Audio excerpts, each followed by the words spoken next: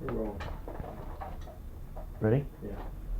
So then you actually had motion picture experience through the Sonia Henney pictures. Oh yeah. And then how did you then get? Are we into, on? Yeah, I'm sorry. Then how did you really get into features as an actor? Well, when working in the chorus at 20th Century Fox in the Sonia Henney films, I had to join the union, naturally. There was only one union then. It was just SAG, and that covered extra work and whatever, dancers. So, in as much as that Sonia's job was a seasonal thing, we rehearse in August, open in September, play 3 months, come back home, do a film, and then that was the rest. That was the whole job for that year. So I started doing extra work at 19 years of age, and 18, 19, so no, me on 19, and also some dance jobs that were around. I would go and audition for them just like everybody else. So that's how I supported myself in between things. I had realized during the skating times that I was a tap dancer and an acrobat basically, and that helped me a great deal in the skating. But I realized that in skating I needed some ballet training, because the similarity between skating and ballet is quite close.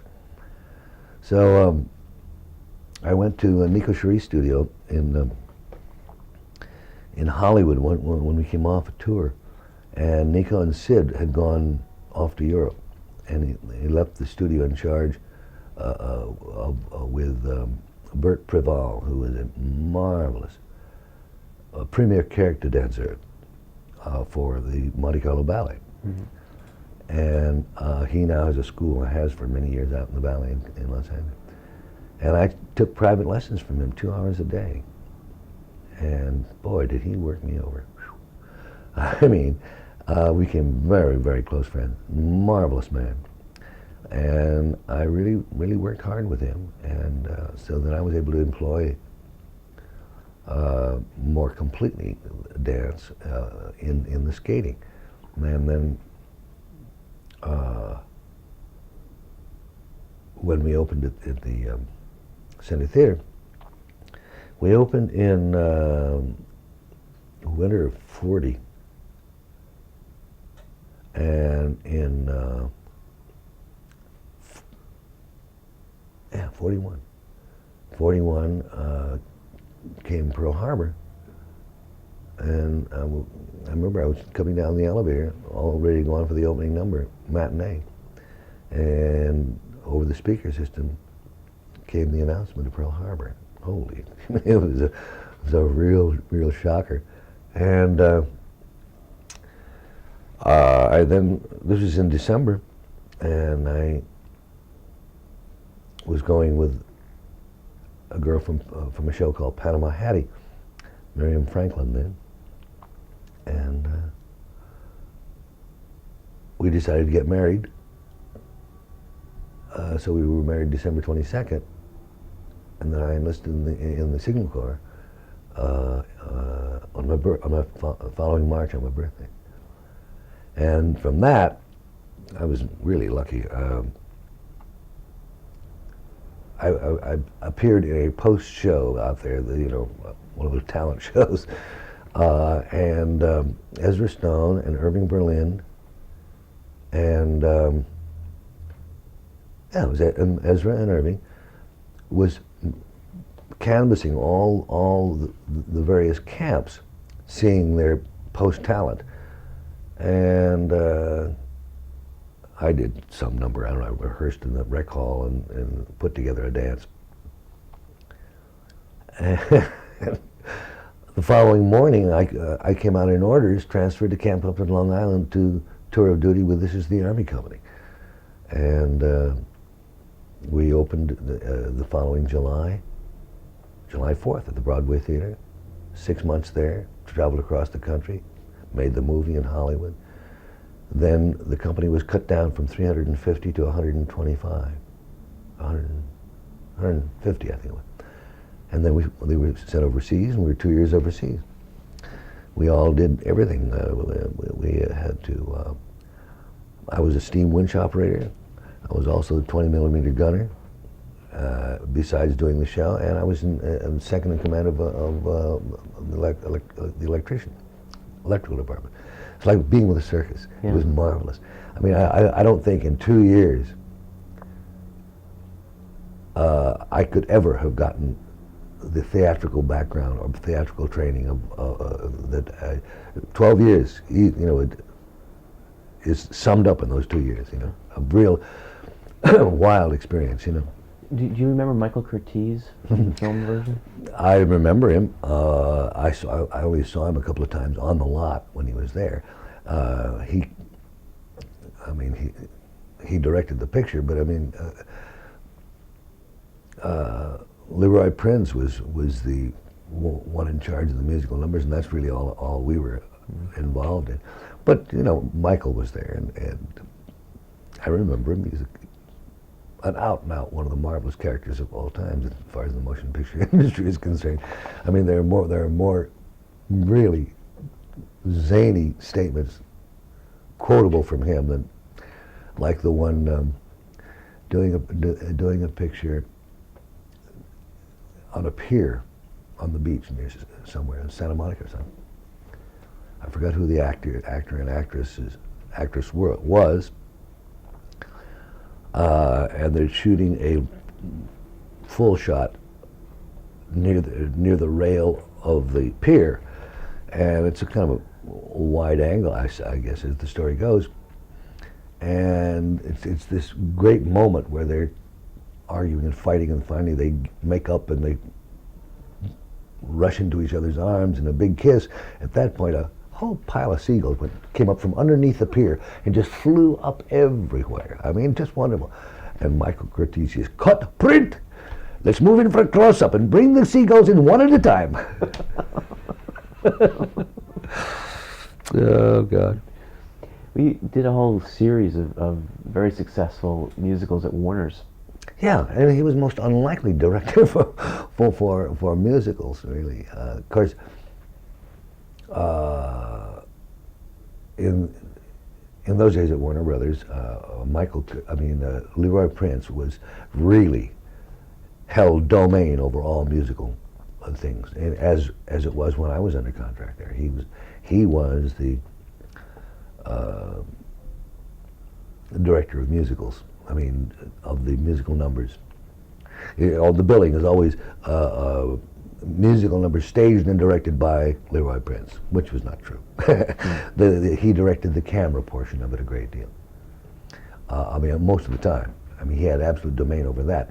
But the musical numbers, he would get ideas. He was a great idea man, you know. And then he had two assistants, a boy and a girl, who created the actual choreography. With the dancer, yeah. With the dancers, whatever. When I was there, I created the choreography for all my numbers. In fact, came up with most of the ideas for it. You know. And I worked closely with him on most of it. In the West Point Story, it's a very frequently revived musical on TV. Yeah. Have the opportunity to work with James Cagney. One of the great joyous moments of my life. Yeah. Fantastic man. We became very good friends, and he loved dancing. I mean, he really loved it. And he used to come in when he was going to start a picture, whether any kind of a picture, like when he was called in to start White Heat. He was heavy, because he loves his beer and he doesn't do much exercise other than what is necessary. But when he wanted to get in shape for a picture, he would come into the dance rehearsal hall on the lot, and he had a cutout of a rubber inner tube that was about 10 inches wide. And he'd slip himself into that. And then he'd just get up there and dance his little heart out in front of the mirror and sweat it up real good. And by the time the picture started, he was down enough so he looked what he thought was presentable. Dear man, really a dear man. You know, the dancing style of Cagney, yourself, Gene Kelly, very physical, very athletic, very acrobatic at times style of dancing, in contrast to that kind of Astaire ballroom kind of dancing, and your style of dancing really in the 50s, so many marvelous musicals that really featured that, you know, so much as opposed to earlier days. Well, yeah. I mean, Fred is, you know, there's nobody like Fred, and nor will there ever be. Sorry, John. Let me just quiet that out. I'm sorry.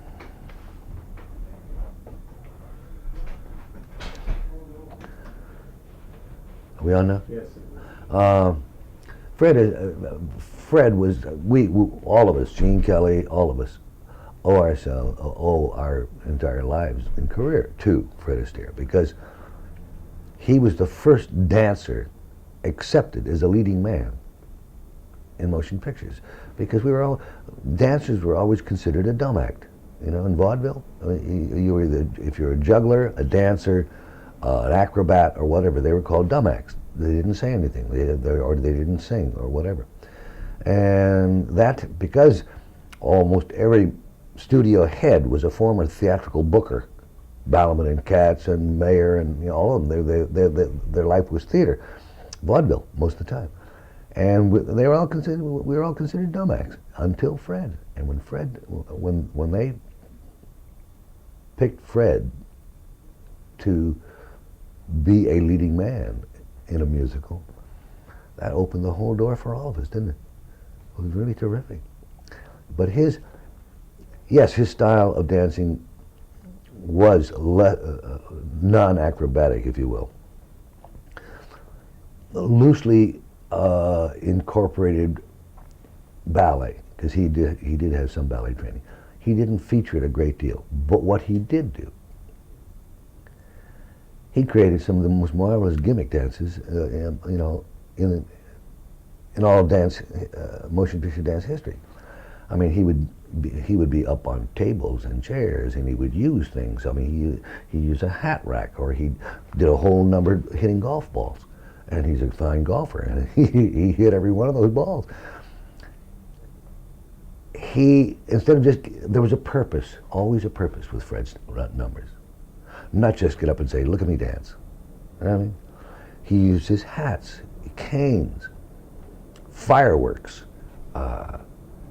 almost every one of his, the Putting on the Ritz number, where he had multiple images of himself behind. Bojangles, where he did the thing with the giant shadow behind him. I mean, there was always, and that famous number where he danced in the revolving room from Royal Wedding. So the dancing, he realized, and he set the example for us, that just to get up to do a dance in one is not enough. Not for the visual motion picture medium. And so Gene certainly took his lead, as did I, and unless the story was about vaudeville or dance or musicals, which most of the ones that I was in, except for, well, even She's Working with Her College, even though it was a college production, it was always a stage production in there somewhere. You know what I mean? So you used that was Warner's favorite excuse, shall we say, for having a musical, was to have it involve theater of some kind, vaudeville or whatever. Even The Daughter of Rosie O'Grady was about Tony Pastor in the old days, and but then you took license. you maybe start a shot with over the audience with the proscenium and the orchestra and the whole thing. Then when you moved in, all of a sudden that stage became a football field in which you did all the things you wanted to do. So, which is okay. I mean, that's the license of motion pictures, as there are certain theatrical licenses that they employ all the time. But Fred allowed us to, not allowed us. He was the key figure in showing us how many different ways. I mean, I'll never forget when I talked to him one day, and I asked him, I said, how do you come up with these marvelous ideas of dancing with a coat, a hat rack, on things and off things? And he said, I don't know. He did, in search of something to do to make the dancing work. You never know till you try. And so he'd get the idea, fool around with it, but if it seemed right, he'd go with it, which is marvelous. I mean, in other words, the sky's the limit is what he was really saying. And so whenever I was involved I created most of my numbers. I was always looking for something unusual within which I could show off my best work, And I am, I guess, known most for being less on the stage or less on the floor than on furniture and other kinds of things, So, like in Oklahoma, I mean, the opportunity. I think Oklahoma was probably the most character dance. I mean, truly done from within the character that Agnes set for me, as opposed to just a piece of entertainment, you know what I mean? And because of the character, and I was able to employ something I had learned to do when I was 14 years old. I learned to spin a rope at a camp, and though I couldn't do the things I did in the picture at that time, I knew the principle of it. I could still twirl a little bit, so they hired a top rodeo roper to come in, and I spent 3 or 4 weeks with him every day working the rope, and then Agnes incorporated the spinning of the rope within the number, which certainly I think added a very viable touch to the character of Will Parker, in as much as he just got off the train having won $50 at the rodeo in Kansas City. What was the atmosphere like at Warner Brothers when you were under contract there? That kind of studio system, that work? It was good. I don't know comparatively whether, as far as Fox or MGM is concerned, it was not as good as MGM. MGM was a real, probably one of the finest musical factories in Los Angeles, because they had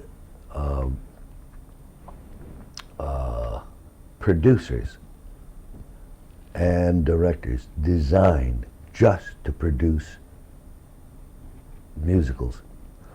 When Gene Kelly hit his prime, he had his own unit. I mean, it was just, it was that kind of a constantly progressive, creative atmosphere for musicals. Warner was too cheap. He did not envision any of that, and he kind of refused to really enter into the competition. You know what I mean?